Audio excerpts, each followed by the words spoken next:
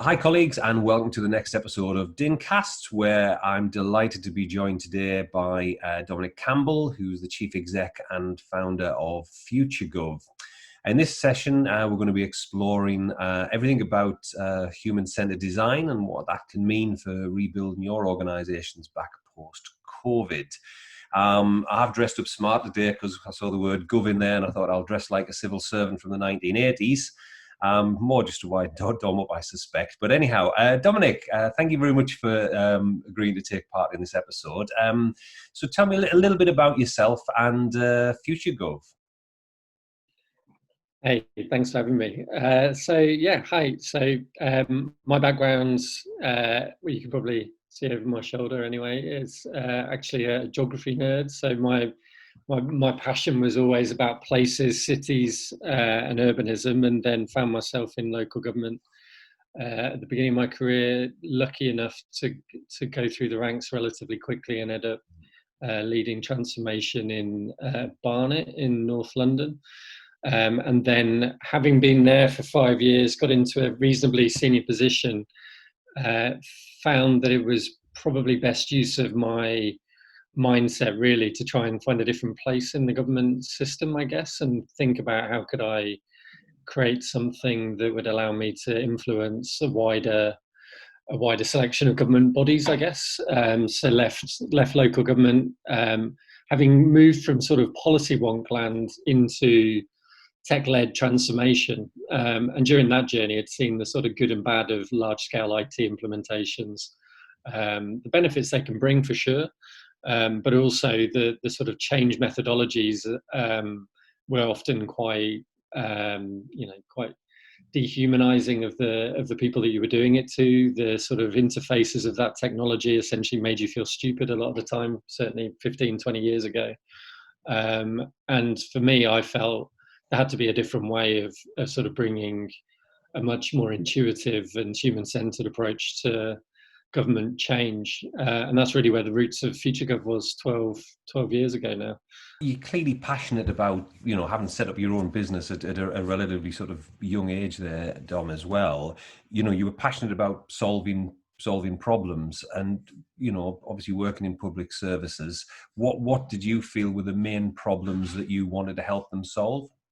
And thinking about the power of government, it was like a sort of nerdy commitment to recognizing the power of technology, particularly digital technology, and both the convening power of social on the internet initially, which is where it first triggered my imagination around, beyond large ID systems, but actually what is the power of bringing people together en masse through the internet to actually create social mobilization for change and working in partnership with government to change the world ultimately. So it was both a passion around personal things that are issues that are close to me around sort of disability rights, supporting people in older care, a whole range of child protection has been a theme through a lot of our work from the very beginning, as policy passions, but also like thinking about, directly, like how do we actually make sure that we go beyond just sort of fairly naff basic website approaches to digital in government and actually think about it in a much more powerful way to solve some of these big social problems. So explain to viewers in terms of, how FutureGov would approach solving a problem and how you would deploy sort of human-centered design in deriving a solution for a problem. Yeah. I mean, one of the ways I think about it is that in a way, like we have this program in FutureGov called FGX, which is FutureGov Experience, where over time we've realized that who you are and how you do things is as much the change as the things that you do per se. So that means, taking an approach that through strong user research, ethnography, data analytics, really helping people to define the problems that are in front of them very cleanly. Try and live with those problems a little bit longer than you would normally. Like the thing, speaking as a former policy wonk who used to think he was very clever if he sat in a cupboard and wrote a paper and solved a problem on his own. It's clear that in the complexity of the modern age, Corona is a case in point, like writ large, but take any of them from some of social care challenges and others. Those are not simple problems, and unless we actually live the lives of the people that we're looking to support through ethnography, really trying to understand the problem that we're trying to solve, we'll just jump to simple solutions, which I think we've done for decades. So once you've done that, really trying to rapidly prototype and test some of those solutions at very low cost to try and see where the sort of desire lines take you, where the opportunities are, and then rapidly trying to understand impacts and scale those that are working and get behind them, which is compared to what we normally have done in the past, which is a best guess that you then ask for an awful lot of money in a very long budget sign-off cycle, and then you find out 3 years later when your project failed that your guess was wrong and you should have probably tried 2 or 3 things in the first place to work out which one was the right one first, before jumping at a simple solution. And you've mentioned there about sort of, solving complex problems and what have you. Do you think complex problems are just a recent thing, or do you think actually, we've always had complex problems? We're just looking at them in a different way because we've got more data and more ways of, analyzing those problems? Yeah, I mean, it's definitely both sides of that equation. Yes, they've always been there, and now we've got a better way of understanding those problems. Whether it's, one way of looking at Twitter is you just have a live feed into people's brains, and you can actually understand their lives and their thinking in a way that we just never could before. And we had an era of professional knows best. Put people on a pedestal, whether they're academics or doctors or anybody else, and assume that the sort of academic mindset is the way to solve problems. Whereas now I think we've got a much better balance, or increasingly, around sort of problem solving is as much about sort of people's own aspirations, what they need and what they want, that process of definition of their own problems, and working to solve them is part of the cure in itself, in some respects, a level of ownership and a level of sort of autonomy and belief in the solution that's been brought forward because they co-own it. And I think that that's a sort of cultural shift as much as it is a methodological shift. When before, disability, for instance, was seen as a medical problem, whereas now we recognise the sort of social disability problem, which is much more that the world disables people, and how do we actually understand the lives and aspirations of people with disabilities that mean that we can adjust the world to diminish disability, as much as try and fix people with disabilities, which is a sort of manifestation of that shift in mindset, I think, over time.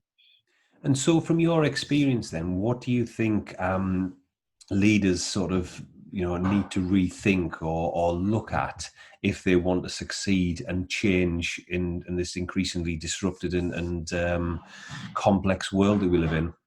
I think for me, it's as much about letting go as anything. I think it's about understanding what new tools and techniques exist in the world, and education ultimately, and doing it through experience.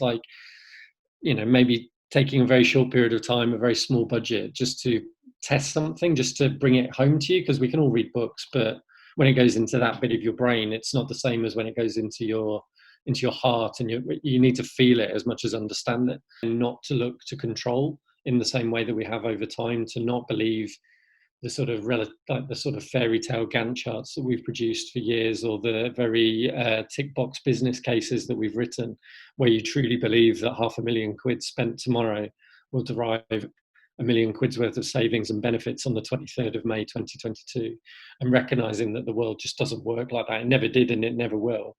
And having the confidence to sort of lead uncertainty, hold the space for people of different skills in a multidisciplinary space, from the front line, from the back office, from design backgrounds, from accountancy backgrounds, to start to think about these challenges we face and solve them together, and in a much more sort of agile, prototyping, iterative way, which means that as a leader, you have to hold your nerve. You have to ask open questions rather than seek to determine outcomes.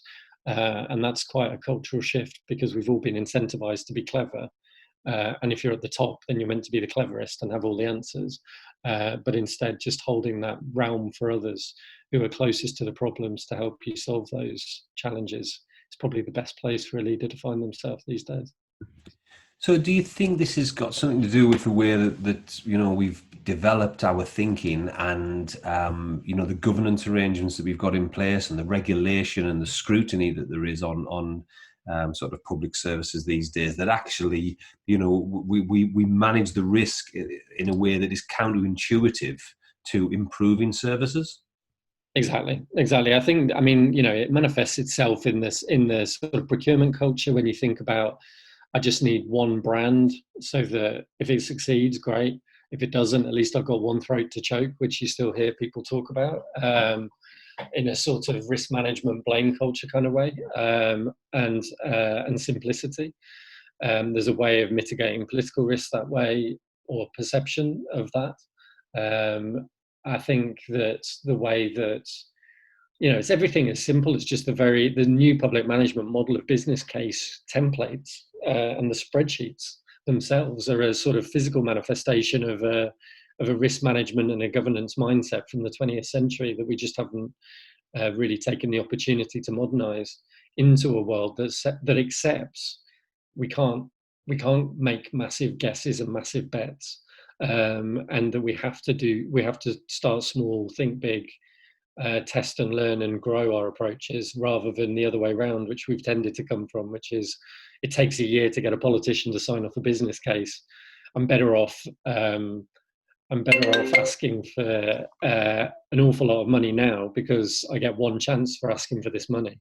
But then within that, you take an awful lot of risk on your shoulders that your best guess is the right one.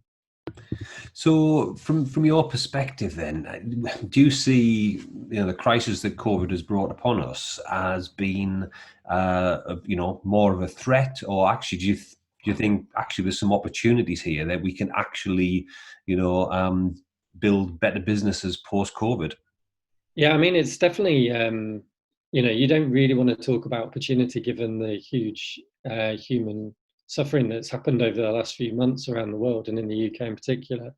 But at the same time, there's no doubt that you can see where, yes, there is the need for immediate tactical responses.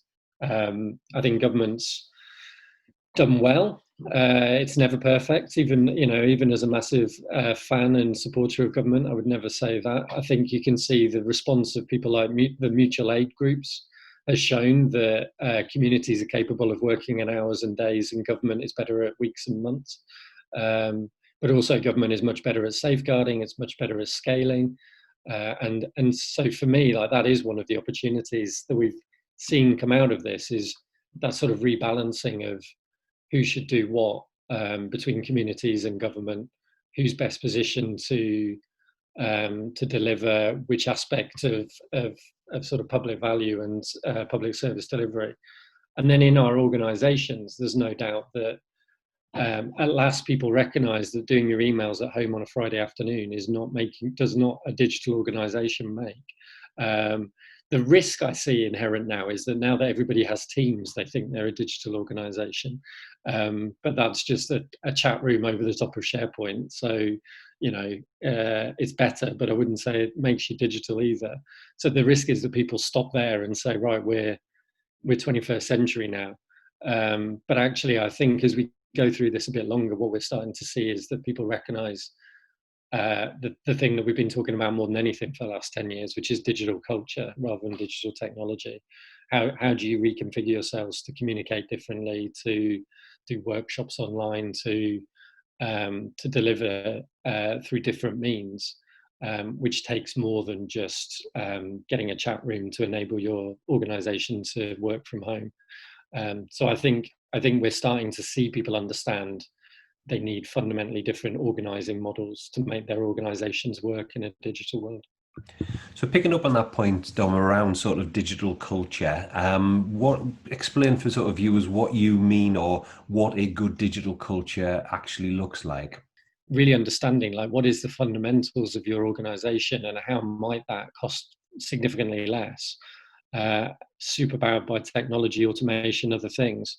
And then within that, how do you get people to communicate differently, to connect differently, to have much more rapid, small interactions rather than large, long meetings and meeting rooms. How do you get people to communicate synchronistic in a sort of live way, but also asynchronistically as well?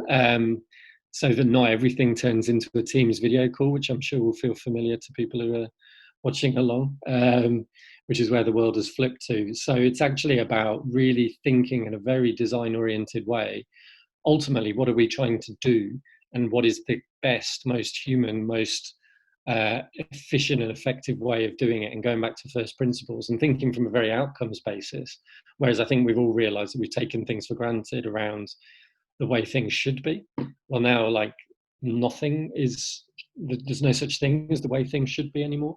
It's just what's possible, and how to achieve this outcome as an organization is the quickest, cheapest, most effective way to do that, starting from a blank piece of paper, I think. So you've talked a lot about sort of digital and digital transformation, and I think what COVID has done is demonstrated to us that technology has an even bigger role to play in the future. But from your point of view, where do you view, or where do you sort of look to bring in the technological elements when you are redesigning a service? I mean, it's across a whole range, really. We look at sort of three waves of change, really, from the sort of tweaks, the transactional improvements, and the transformations. And so I think technology probably plays a different role, definitely plays a different role in different points. So on the tweaks end, you could be talking about, I don't know, working with a council or an organization that happens to be using Google, as rare as those are these days, and just teaching their employees how to tag their emails might save them an hour a day. And that's much more at that end of the spectrum in terms of minor efficiency gains and enabling them to see a whole range of tools, for instance, that they might be working on to work digitally. And then on the transactional improvement side, it could be things like process automation, which we're seeing a real rise in demand for, particularly through this period, where it's been really laid bare when people aren't in the office together moving paper around in an office environment.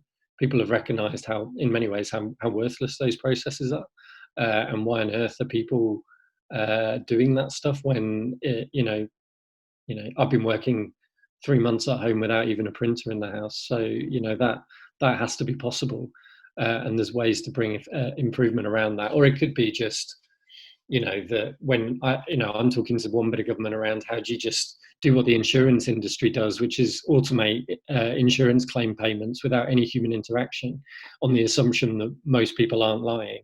And actually the cost of processing a claim is actually greater than just paying a claim. And it's the same in things like housing benefits and elsewhere. Is there a way to just change the rules of the game to assume best intent by people, recognizing that fraud might exist, but trivially?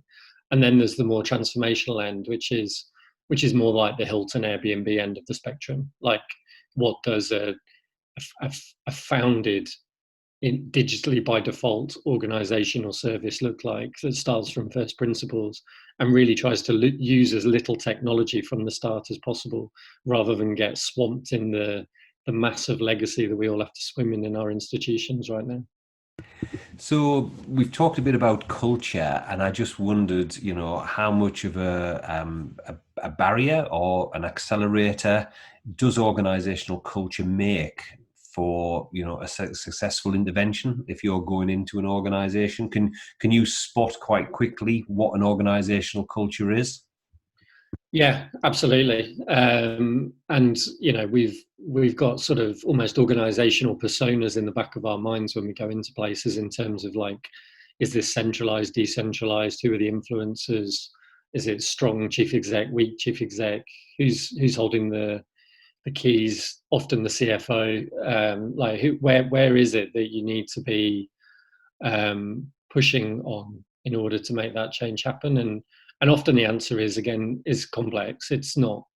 It's very rare you come across an autocratic organisation where one person quite literally can decide everything, and for it to just trickle down through the system. Because even in those where they see themselves that way, it often creates a stronger immune response in the rest of the organisation if the chief exec is saying, use these people and spend this money and change in this way, because people don't feel bought into that change. So for us, it's often a multiple points of change, understanding people's different drivers, showing what's possible through fast delivery and demonstrator projects, whilst also giving the sort of narrative and longer term vision to those in a leadership position to help, whether it's politicians or board members and trustees, to actually see where it's going and what the future could look like, whilst also making a very strong financial case for why the change is necessary and important and something to invest in. So, final question then, for everybody who's sort of watching or listening into this cast, what's the one piece of advice or thought that you would want to sort of leave people with if they are looking to redesign or rebuild their organisation post-COVID? I think for me, it's taking a moment to try and reflect. We've been working with people like Trafford and North East Lincolnshire and Kingston in London to look at what the last 2 or 3 months has looked like, see where remarkable things have happened, but also to be really honest. So, I mean, the community response, for instance, in the relationship between councils and housing organisations and their communities has been a sight to behold, particularly in a context where they haven't been particularly supported from above. But then on the other hand, being very honest about, you should now be able to see even more clearly where those parts of your organisation are that are holding back change, that are really, really needs your attention as a leader to move some of those barriers out of the way. Because even what we see is, if you don't recode the DNA of your organisation, if you don't take this chance, we're in this moment where organisations have essentially been blown apart. Everybody's been sent home. In some regards, organisations don't exist at the moment. They're floating in the ether, held together through email addresses and purpose around place or institutional vision.